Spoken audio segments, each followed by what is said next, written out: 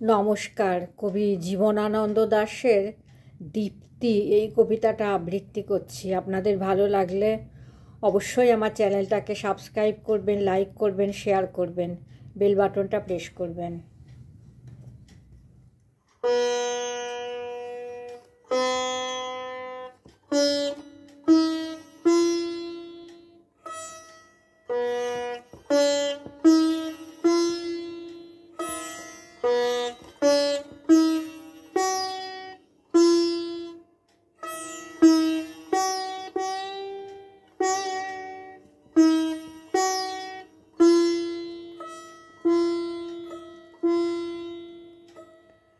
দীপ্তি।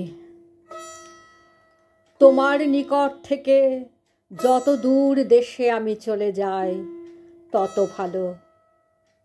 সময় কেবলই নিজ নিয়মের মতো, তবু কেউ সময় স্রোতের পরে সাঁকো বেঁধে নিতে চায়।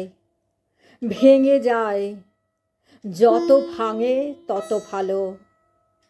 যত স্রোত বয়ে যায় সময়ের মতন নদীর, জলশিরি, নিপার, ওডার, রাইন, রেবা, কাবেরীর। তুমি তত বয়ে যাও, আমি তত বয়ে চলি, তবুও কেহই কারু নই। আমরা জীবন তবু।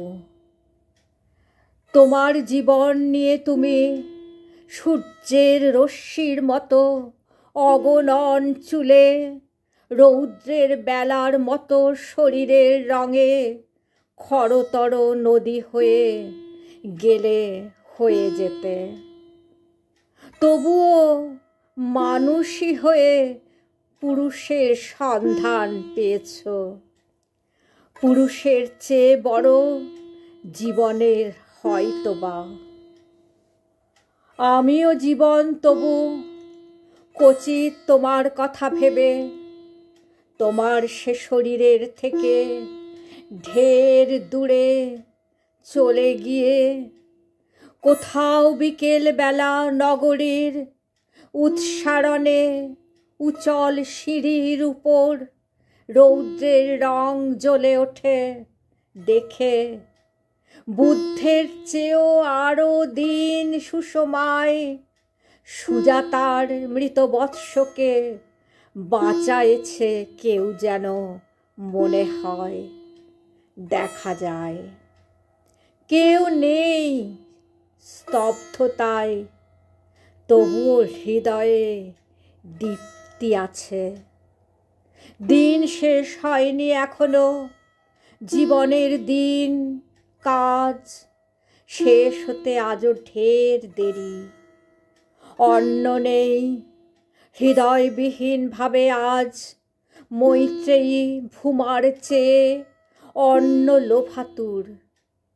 রক্তের সমুদ্র চারিদিকে, কলকাতা থেকে দূর গ্রাসের অলিভ বন। অগণন লোক মরে যায়, এমপিডোক্লেসের মৃত্যু নয়, সেই মৃত্যু ব্যসনের মতো মনে হয়।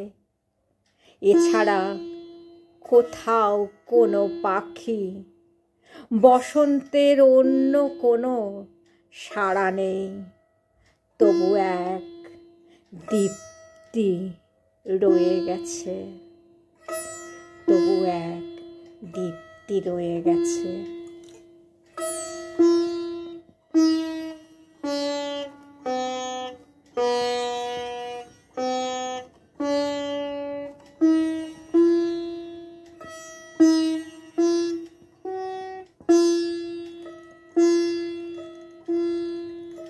নমস্কার।